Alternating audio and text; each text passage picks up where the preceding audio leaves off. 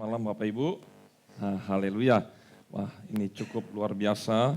Hari ini kita akan berdoa kepada Tuhan, dan sebelum berdoa mungkin Bapak Ibu nanti mulai besok mungkin ada kesaksian. Kesaksiannya ini contohnya misalnya ketika saya berdoa, saya mengalami sesuatu, nah itu nanti besok mulai disaksikan. Tetapi ini karena hari pertama, kita akan dahulukan dulu dengan firman Tuhan. Jadi kenapa itu harus bersaksi? Karena ingat Bapak Ibu, setiap apa yang terjadi dalam hidup kita, ketika kita berdoa, kita dilawat oleh Roh Kudus, itu bukan milik kita sendiri. Banyak orang, saya malu apa segala macam. Enggak, itu bukan milik kita sendiri, tetapi itu untuk kemuliaan nama Tuhan dan itu harus disaksikan. Amin. Hari ini saya akan mendasari dengan tema saya penolong. Penolong. Kita buka semua di dalam Yohanes 14 ayat yang ke-16. Yohanes 14 ayat yang ke-16.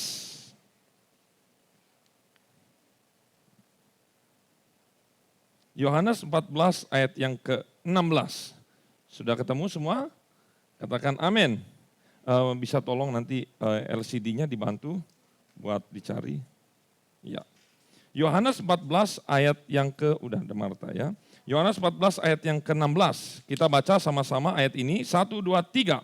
Aku akan minta kepada Bapa dan ia akan memberikan kepadamu seorang penolong yang lain supaya ia menyertai kamu selama-lamanya.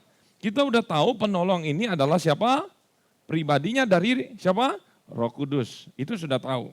Nah, kenapa Yesus menjanjikan penolong yaitu Roh Kudus? Karena Kejadian 2 ayat 18. Ini sebab akibatnya. Sebab akibat. Sebabnya kenapa? Akibatnya Roh Kudus harus turun menolong. Karena Kejadian 2 ayat 18 kita baca 1, 2, 3. Tuhan Allah berfirman, tidak baik kalau manusia itu seorang diri saja. Aku akan menjadikan penolong baginya yang sepadan dengan dia. Lihat di sini. Sama-sama ada kata penolong. Firman Tuhan bilang, sendirian manusia itu tidak baik. Bukan berarti yang belum menikah atau yang punya karunia tidak menikah, itu tidak baik. Ya, ini harus ada banyak konteks, tapi nggak mau masuk kita ke situ. Tetapi lihat di sini, ternyata sendiri itu memang tidak baik.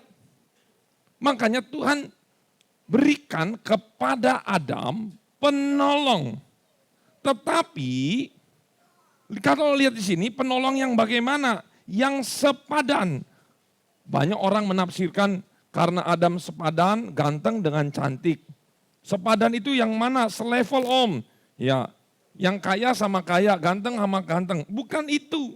Kemarin kita sudah lihat Bapak Ibu yang tidak hadir waktu hari Kamis kemarin kenaikan, bisa lihat khotbah saya di YouTube. Di situ saya kasih tahu bahwa manusia diciptakan segambar serupa bukan dalam bentuk fisik. Meskipun sedikit-sedikit mirip lah ya bentuknya malaikat dengan kita ya melalui penampakan karena mereka menyerupai manusia. Ya kemungkinan besar ya betul, tetapi bukan di situnya. Segambar serupa yang dimaksudkan adalah sifat-sifat ilahi di dalam jiwa dan di dalam roh. Jiwanya ada pikiran, kehendak, perasaan. Binatang tidak punya. Yang katanya binatang berjalan tegak itu siapa namanya? Ya simpanse, homo sapien dan lain-lain itu bukan. Karena mereka tidak punya akal, mereka tidak punya roh dan jiwa. Tapi kita diberi segambar serupa. Roh dan jiwa kita identik sama. Karena ingat ketika kita mati, seperti binatang-binatang lain mati, kucing, anjing, kelinci, semua ke tanah. Manusia juga sama-sama dari tanah menjadi tanah. Tetapi bedanya, tubuh kita ada di tanah, jiwa roh kita tetap hidup. Kita masuk namanya ke dalam immortal atau kekekalan. Tinggal percaya dan nggak percaya, jurusannya 2. Surga dan neraka, Firdaus, Hades, itu aja. Cuman itu. Nah, kenapa diberikan penolong? Karena memang enggak baik sendiri. Ini yang saya pernah kasih tahu. Jangan-jangan, ini kenapa jangan-jangan? Karena memang saya nggak tahu. Tetapi saya dalam kesendirian memikirkan ketika belum ada langit dan bumi, aku adalah Alfa yang pertama. Sebelum Allah ada siapa? Ada siapa? Ada Alfa, enggak ada, bukan itu. Sebelum ada apapun, Allah sudah ada. Berarti sebelum ada Allah, ada siapa? Tidak ada siapa-siapa. Kemudian dalam tidak ada siapa-siapa, berarti Allah pernah sendiri. Ketika Allah sendiri, enggak baik tuh sendiri. Kalau kita di gelap-gelap sendiri gitu, nggak ada lampu, seminggu, setahun, ayo. Berani sendiri hidup. Di hutan dah, sendiri selama 10 tahun. Saya yakin lebih baik hidup rame. Kalau saya pulang kampung, omanya anak-anak ini, bilang, aduh berantakan. Saya tantangin, lebih baik berantakan atau rapi. Tanpa anak-anak. Dijawab, ya berantakan. Berantakan itu lebih asik, karena apa? Karena memang bersama-sama itu lebih indah. Lihat, karena manusia dikatakan seorang diri saja itu tidak baik. Di situ ini harus diterjemahkan dalam main perasaan. Jangan-jangan Allah pernah ngalamin sendiri nggak baik. Jadi mulai berpikir, sendiri nggak baik, oh iya. Makanya Tuhan kasih penolong yang sepadan, yang selevel.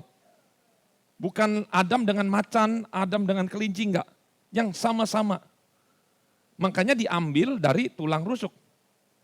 Pertama, dari diri Adam. Itu dia.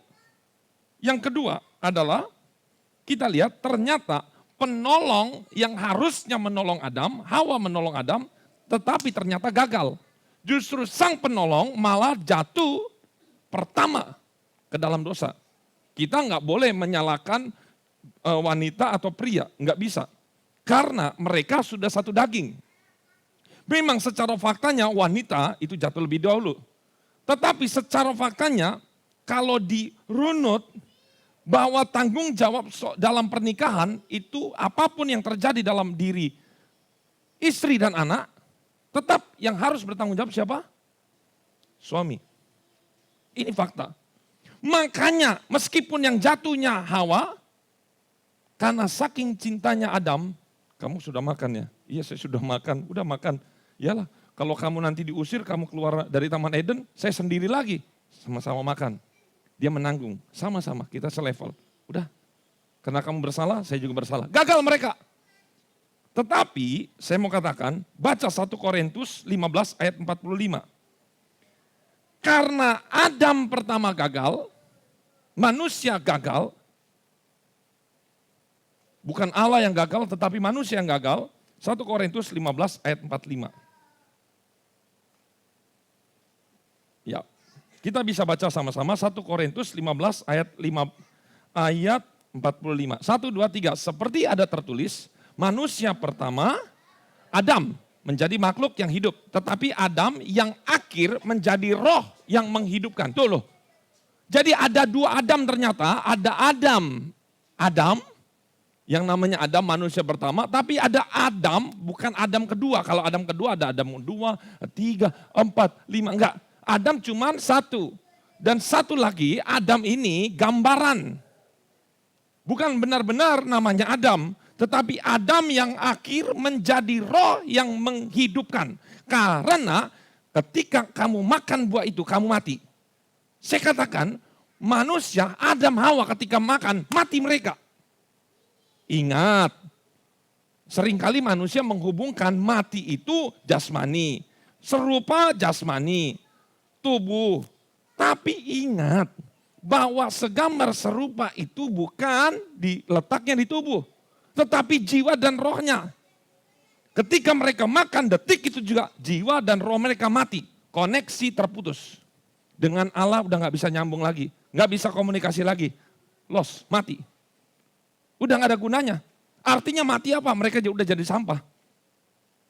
Udah gak ada. Gak bisa diapa-apain, udah rusak. Kalau produk itu produk gagal. Kalau produk gagal, biasanya diapakan? Dimusnahkan. Itu lihat. Produk aja gagal dimusnahkan. Manusia ketika gagal mencapai tujuan hidupnya, makanya upah dosa adalah maut. Upah kegagalan manusia didaur ulang mungkin. Diproses ulang. Tetapi kita lihat, ada proses yang namanya Adam akhir yang menghidupkan. Kalau menghidupkan berarti manusia sebelumnya dianggap sudah mati. Betul. Siapa Adam ini? Lihat di sini. Roma 5 ayat 14 sampai 15.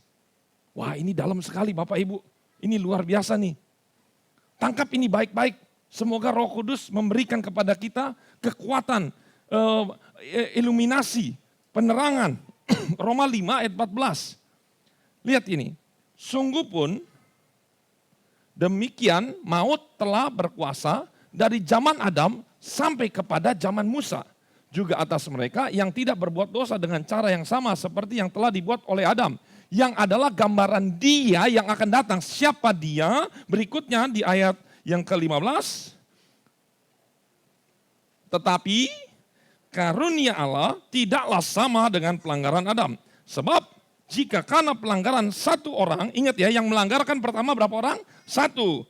Nah, jatuh dalam kuasa maut, jauh lebih besar lagi kasih karunia Allah dan karunia yang dilimpahkannya atas semua orang. Karena satu orang, siapakah Adam itu? Yaitu Yesus Kristus. Dahsyat kan? Makanya kenapa cuman satu Yesus, gak perlu berjuta-juta Yesus. Karena yang melanggar Adam. Yang makan kan Hawa. Ingat tanggung jawab segala sesuatu Adam sebagai kepala. Yesus itu menggantikan karena dia kepala di atas segala kepala. Dia tanggung semuanya, itu resiko kepala rumah tangga. Resiko bapak menanggung anak. Penolong yang betul-betul dia datang itu melalui Yesus Kristus. Kalau Adam gagal, digantilah Adam terakhir. Yesus Kristus inilah yang jauh lebih besar karena apa? Yang menciptakan semuanya manusia adalah Yesus. Satu Yesus lebih berharga daripada puluhan ribu miliar manusia. Karena ciptaan dengan pencipta lebih mahal pencipta. Pasti 10.000 handphone, 1 juta handphone dengan satu orang pencipta handphone tentu lebih mahal pencipta handphone. Lihat di sini, Yesus sebagai penolong di muka bumi.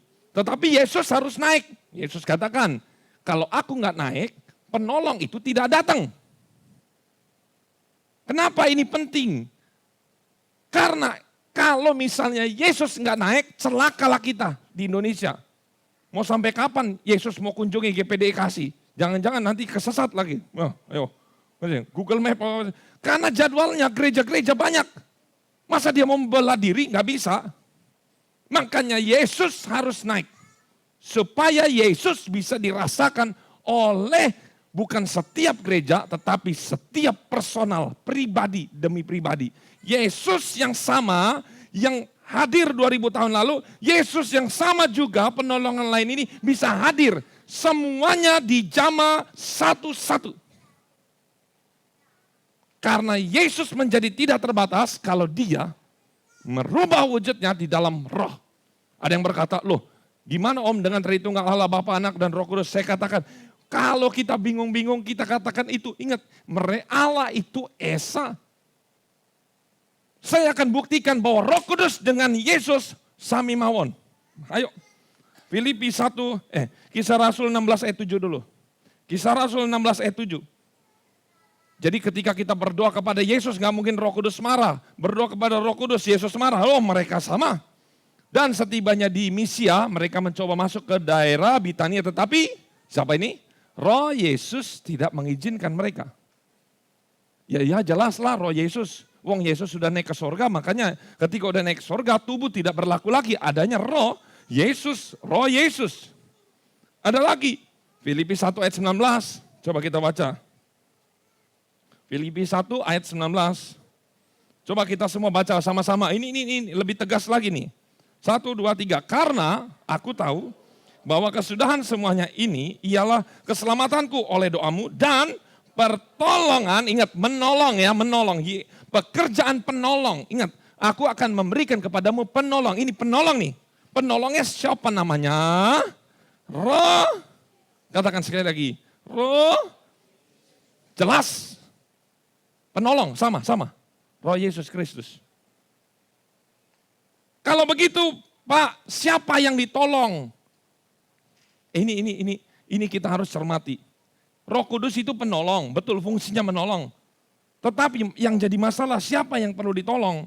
Lukas 5 ayat 29 sampai 32, di situ ada satu cerita tentang Yesus itu dicela oleh orang Farisi karena apa? Yesus makan di rumah orang berdosa. Makanya Yesus di ayat 32, Lukas 5 ayat 32, Yesus menjawab begini, bukan orang sehat yang memerlukan tabib, tetapi orang apa? Sakit. Jadi ternyata yang merasa diri sakit, yang merasa diri berdosa, itu aku datang bukan untuk memanggil orang benar, tetapi orang berdosa supaya mereka bertobat. Pertanyaan saya, apakah orang Farisi hidupnya sudah kudus? Enggak. Ini nih Yesus nyindir keras. Kamu bilang saya makan di orang berdosa. Kenapa saya? Mereka bersungut-sungut. Yesus katakan, saya datang kepada orang sakit. Saya datang kepada orang berdosa. Karena lu semuanya menganggap dirimu kudus. Jadi saya tidak datang kepadamu.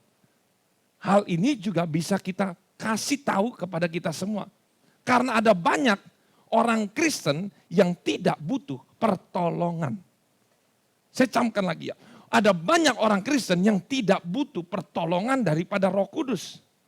Dia merasa dirinya, oh saya sudah Kristen, saya merasa baik-baik saja. Makanya Roh Kudus tidak aktif dalam dirinya karena dia tidak memanggil Sang Penolong. Namanya kalau orang butuh bagaimana sih Bapak Ibu? Ada malu atau enggak ada malu? Ada malu atau enggak ada malunya? Enggak ada malunya. Firman Tuhan berkata, carilah. Kalau cari itu apa? Carilah. Aktif. Kaki ini cari. Mondar-mandir seharian. Ada action, aktif. Firman Tuhan katakan minta. Orang minta di jalan bagaimana?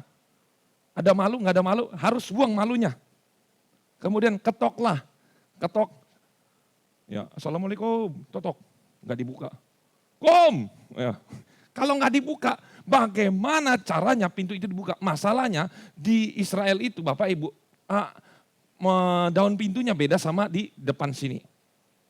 Di Israel itu di depan pintunya enggak ada gagangnya. Enggak ada enggak ada tarikannya apa. Jadi polos saja begitu. Dari dalam soalnya. Dan itu harus dibukanya ke dalam. Dari keluar, baru diselot. Begitu. Lihat, ketoklah ini secara digambarkan seperti orang, misalnya begini. Siapa di sini agak tetanggaannya? Oh, Pak Anton sama Pak Eko kan tetanggaan. Nah, Pak Eko, ini saya umpamakan. Jadi mereka tetanggaan, jadi firman Tuhan katakan, Pak Eko ada tamu, saya datang. Dia kehabisan stok. Pak Eko katakan, aduh nggak ada, semua toko tutup. Pas lebaran ya, semua tutup semua. Ada Om J di malam-malam nih. Sama Tante Rede, anaknya banyak lagi ya, ada 3 lagi. Waduh ini mau di. Akhirnya dia ingat, oh Pak Anton. Dia kata, Pak Anton apa sih? Udah jengkel dia, tapi dia, wes Eko. Meskipun Pak Anton ini lagi capek karena lihat, wah ini teman saya, nggak tahu malu lagi. Akhirnya dibukakan, pasti dibukakan. Makanya firman Tuhan berkata, kalau orang itu aja pasti membukakan pintu dan menolong temannya, apalagi Bapakku yang di surga. Tapi banyak orang Kristen baru ngetok, Shalom. Nggak ada orang, balik mulai. Coba kalau desak Tuhan itu sampai benar-benar mendesak Tuhan tuh sampai punya prinsip, saya tidak akan kembali sebelum saya dapat. Punya prinsip itu, jangan prinsip cemen. Belum apa-apa, belum dijawab. Lihat ini, Siro Venesia. Sampai Yesus katakan, Tidak pantas memberikan roti kepada anjing. Loh, Yesus mau katain saya anjing. Wow, kecewa. Balik. Gak ada mujizat. Tapi coba punya mental baja. Kadang Yesus itu coba ngetes kita. Sampai mana kita ketok, sampai mana kita minta, sampai mana kita cari. Saya katakan ada mujizat, ada pertolongan, ada Roh Kudus yang akan diberikan. Bahkan kita kalau sudah penuh dengan Roh Kudus, bukan itu satu-satunya. Nanti sejak itu kita akan dituntun, dipimpin oleh Roh Tuhan. Orang yang kalau udah penuh Roh Kudus, penuh dengan pemulihan dari Tuhan, dia akan dipimpin sama seperti Daud. Maka setiap apa yang dikerjakannya pasti berhasil. Saya yakin pasti berhasil. Masalah tetap ada, tetapi beda. Orang yang tidak dipimpin dan orang yang dipimpin oleh Roh Kudus itu beda. Orang yang dipimpin Roh Kudus selalu berpikir, wah ini memang ada masalah. Tetapi kalau ada Roh Kudus, gampang. Sama kayak saya punya backingan, wah siapa yang mau lawan bapak saya, sedangkan lawan saya ini kecil-kecil. Bapak saja misalnya ahli smackdown, ini ahli apa, tawuran masih SMA, rasa kecil banget. Kita akan mempunyai ketenangan kalau kita punya Allah, backingan. Dan Allah kita adalah Allah yang luar biasa. Oleh karena itu, saya mau tantang Bapak Ibu, butuh pertolongan atau cuma sekedar mau datang? Kalau butuh pertolongan, ekspresikan orang yang butuh pertolongan. Buang malu, nggak usah takut nangis. Mau cowok, mau cewek, kalau dalam hadirat Tuhan nangis, kita berserah, sampai Tuhan penuhi kita. Ingat, kalau ada sesuatu yang terjadi ketika kita berdoa, apapun itu yang akan terjadi dalam hidup kita, mungkin kita merasakan, wah saya dapat ini, tutup mata. Tetap tutup mata, terus sembah Tuhan, dan biarkan Roh Kudus bekerja. Gak usah nolak, gak usah takut, mengalir. Biar Roh Kudus yang menjamah, berserah aja. Mari kita masuk dalam doa.